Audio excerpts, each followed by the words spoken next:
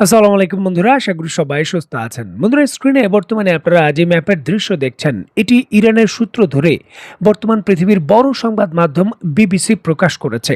নিশ্চয়ই দেখতে পাচ্ছেন হরমুজ প্রণালীতে জাহাজের রুট কেমন হবে, কোন দিক দিয়ে জাহাজগুলো চলাচল করতে পারবেন, তার ম্যাপ প্রকাশ করেছে ইরান।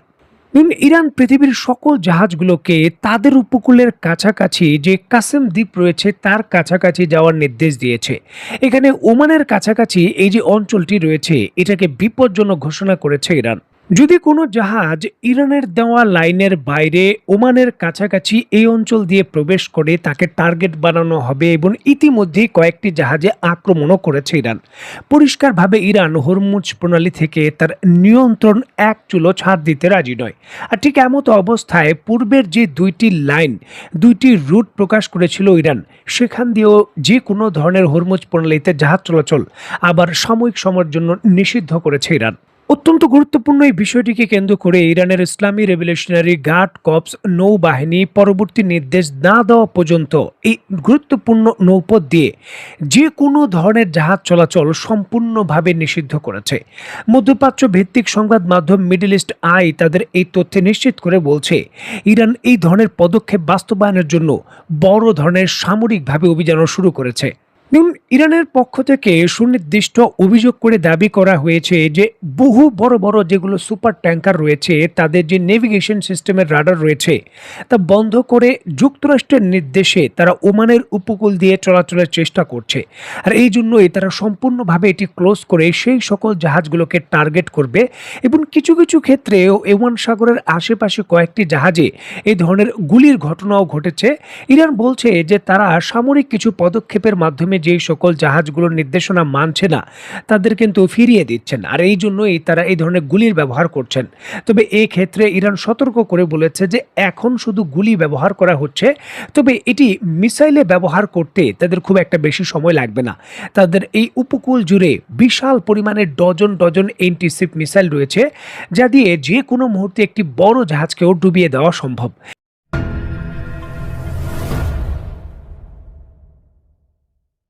যুক্তরাষ্ট্রের কঠোর হুঁশিয়ারি এবং হুমকি ধামকি কাজে আসেনি। ইরান নতুন করে হরমুজ প্রণালী সম্পূর্ণভাবে বন্ধ করে দিয়েছে, যেটি সরাসরি যুক্তরাষ্ট্র এবং ইউরোপের যে জ্বালানি নিরাপত্তা ব্যবস্থা সেখানে একটি বড় আঘাতের মতো। আপনারা নিশ্চয়ই জানেন, রিসেন্টলি আঙ্কারায় মানে তুরস্কের ভেতর ন্যাটোর শীর্ষ সম্মেলন হয়েছে, যেখানে ডোনাল্ড ট্রাম্প নিজে অংশগ্রহণ করেছিলেন। ইউরোপের নেতাদের সঙ্গে দফায় দফায় বৈঠক হয়েছে হরমুজ প্রণালীর ইস্যুকে কেন্দ্র করে। হরমুজ প্রণালী কতটা গুরুত্বপূর্ণ এবং এটি উন্মুক্ত করার জন্য সম্মিলিত সামরিক পদক্ষেপের দরকার, এই বিষয়ে কিন্তু ডোনাল্ড ট্রাম্প এবং যুক্তরাষ্ট্র প্রচণ্ডভাবে চাপ প্রয়োগ করে যে ন্যাটো সদস্য দেশ রয়েছেন তাদের। যদিও ইতালির পক্ষ থেকে বলা হয় ইরানের বিরুদ্ধে কোনো ধরনের সামরিক অভিযানে তারা অংশগ্রহণ করবে না, তবে এই ক্ষেত্রে জার্মানি এবং অন্যান্য দেশের স্পষ্টই ওই সময় আগ্রহ ছিল। তবে বর্তমানে যখন ইরান নতুন করে হরমুজ প্রণালী বন্ধ করে দিয়েছে এবং তাদের সামরিক শক্তির নতুন মিশন শুরু করেছে, ঠিক এমতো অবস্থায় যুক্তরাষ্ট্রের প্রস্তাব অনেকটা প্রত্যাখ্যান করে ইরানের শর্তই যেন মেনে নিল ইউরোপ। দেখুন, ইরান পরিষ্কারভাবে বলেছিল হরমুজ প্রণালী তাদের ভূখণ্ড, এই প্রণালীটি দিয়ে কোনো জাহাজ চলাচল করতে হলে অবশ্যই তাদের টোল ফি দিতে হবে। যুক্তরাষ্ট্র এই প্রস্তাবের সরাসরি বিরোধিতা করেছিল এবং এর জন্য যুদ্ধ করে উন্মুক্ত রাখার পক্ষেও ছিল প্রণালীটি। কারণ বিশ্বব্যাপী যে উন্মুক্ত সমুদ্র পথের নামে তাদের যে সামরিক কৌশল রয়েছে, সরাসরি এর বিরুদ্ধে এটি অনেকটা বিদ্রোহ ঘোষণার মতো। স্ক্রিনে নিশ্চয়ই আপনারা দেখতে পাচ্ছেন, দ্য মস্কো টাইমস থেকে শুরু করে পশ্চিমা বিশ্বের বড় বড় সংবাদ মাধ্যম, এমনকি বাংলাদেশের সংবাদ মাধ্যমেরও অন্যতম বড় সংবাদ হলো এটি। ইউরোপের পক্ষ থেকে আনুষ্ঠানিকভাবে এবার ইরানকে প্রস্তাব দেওয়া হয়েছে যে টোল ফি নয়, সেবা ফি এর মতো যে আনুষ্ঠানিকভাবে অর্থ রয়েছে তা ইরানকে তারা দিতে প্রস্তুত। মানে টোল ফির যে নামটা রয়েছে সেটা পরিবর্তন করে সেবা ফি করুন, তাহলে ইরানের অনুমতি নিয়েই এই সেবা ফি দেওয়ার পর হরমুজ প্রণালী পাড়ি দেবে ইউরোপের বিভিন্ন জাহাজগুলো। এই প্রস্তাবে এগ্রি করেছে ইউরোপ, আর এটি ইরানের প্রতীকীভাবে একটি বড় বিজয় হিসাবে দেখা হচ্ছে। এবং যুক্তরাষ্ট্রের জন্য স্ট্র্যাটেজিকভাবে এটি একটি বড় ধাক্কা। যুক্তরাষ্ট্র চিন্তা করেছিল যে ইউরোপের দেশগুলো হরমুজ প্রণালীতে তাদের পক্ষে হয়ে যুদ্ধ করবে ইরানের বিরুদ্ধে। উল্টো ইউরোপের দেশগুলো এখন সিদ্ধান্ত নিচ্ছে যে ইরানের প্রস্তাব মেনে নেওয়াই ভালো। দেখুন, ইউরোপের সামরিক বিশেষজ্ঞরা বলছেন হরমুজ প্রণালীতে ইউরোপের দেশগুলোর যুদ্ধ জাহাজ নিয়ে প্রবেশ করা, যুদ্ধ করা, তারপর ইরান থেকে এই হরমুজ প্রণালী উন্মুক্ত করে জাহাজগুলোকে বের করে আনা প্রায় অসম্ভব এবং ব্যয়বহুল বিষয়। প্রচুর পরিমাণে ক্ষয়ক্ষতি এবং প্রচুর অর্থ খরচ হবে। আর এই সকল কিছু করার পরও হরমুজ প্রণালী দিয়ে নিরাপদে জাহাজগুলো আসতে পারবে কিনা তার শঙ্কাও রয়েছে। এর থেকে ইউরোপের দেশগুলো ইরানকে অর্থ দিয়ে ইরানের সঙ্গে কূটনীতিকভাবে সমঝোতা করে জাহাজগুলোকে বের করে আনা অনেকটা সহজ মনে করছে। আর এই জন্য তারা এই সিদ্ধান্ত নিয়েছে, যেটি যুক্তরাষ্ট্রের দীর্ঘদিনের যে মিত্রতা এবং তাদের প্রভাব বলয় তার জন্য একটি বড় ধরনের ধাক্কা। দেখুন, ইউরোপের দেশগুলো পূর্বে এই মধ্যপ্রাচ্যে যত ধরনের মিশন হয়েছে যুক্তরাষ্ট্রের, সেগুলোতে কোনো প্রশ্ন করেনি, সরাসরি সেখানে যুক্ত হয়ে গেছে। সেটি আপনি লিবিয়ার কথা বলেন বা ইরাকের কথা বলেন বা অন্যান্য দেশের সিরিয়ার ভেতরও একই ধরনের ঘটনা ঘটেছে।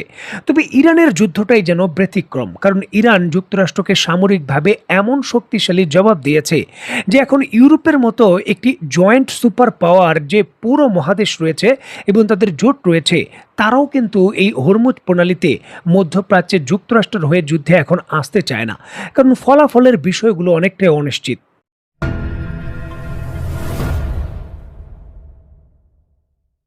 দেখুন, এই যে ইউরোপের দেশগুলো, বিশেষ করে ইউরোপ ইরানকে সেবা ফি দেওয়ার মাধ্যমে এই হরমুজ প্রণালী পাড়ি দেওয়ার যে শর্ত, তারা নিজেরাই কিন্তু মেনে নিয়ে প্রস্তাব দিল। এটি কিন্তু কাকতালীয় ঘটনা নয়। এর পেছনে ইউরোপের গোয়েন্দা সংস্থা এবং সামরিক বিশ্লেষণ রয়েছে ব্যাপক পরিমাণে। ইরানের কি পরিমাণ সক্ষমতা রয়েছে, কতদিন ইরান এটা সরাসরি ব্লক করে রাখতে পারে, সকল কিছু বিশ্লেষণ হয়েছে। আর সকল কিছু বিশ্লেষণ করার পরই তারা এটি মেনে নিয়েছে। আর ইরানের সক্ষমতাও কিন্তু দ্রুত প্রকাশ পাচ্ছে। যুক্তরাষ্ট্রের হামলার পর খুব দ্রুতই তারা তাদের পরমাণু স্থাপনাগুলো মেরামত করছে, এমনটা নিশ্চিত করা গেছে। এবং মাত্র কিছুদিন পূর্বেই সরাসরি চীন এবং রাশিয়ার ভূখণ্ড থেকে মধ্য এশিয়া দিয়ে যে রেল সেতু দিয়ে সরাসরি লজিস্টিক সাপোর্ট প্রেরণ করা হতো, সেখানে বিমান হামলা চালিয়েছিল যুক্তরাষ্ট্র। সেতুটিকে ধ্বংস করে দেওয়া হয়েছিল। আন্তর্জাতিক রিপোর্ট বলছে 24 ঘন্টার মধ্যেই সেই সেতুটি নতুন করে নির্মাণ করে ফেলেছে ইরান।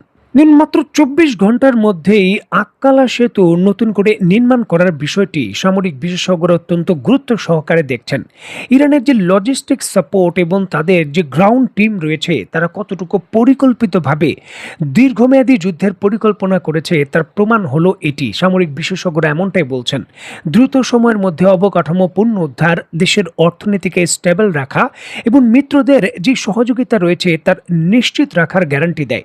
ইরান বর্তমানে সেই কাজই করছে। এছাড়াও আন্তর্জাতিক বিশ্লেষকরা বলছেন যে ইরান এই হরমুজ প্রণালী যে কয়েকদিন উন্মুক্ত ছিল, যুক্তরাষ্ট্রের যে অবরোধ সেটা উঠিয়ে নেওয়া হয়েছিল, এই সময়ের মধ্যেই তারা কোটি কোটি ব্যারেল জ্বালানি তেল বিভিন্ন ধরনের শ্যাডো ফ্লিটের মাধ্যমে হরমুজ প্রণালী থেকে বের করে বিভিন্ন দেশের আন্তর্জাতিক সীমানায় তারা নিয়ে যেতে সক্ষম হয়েছে।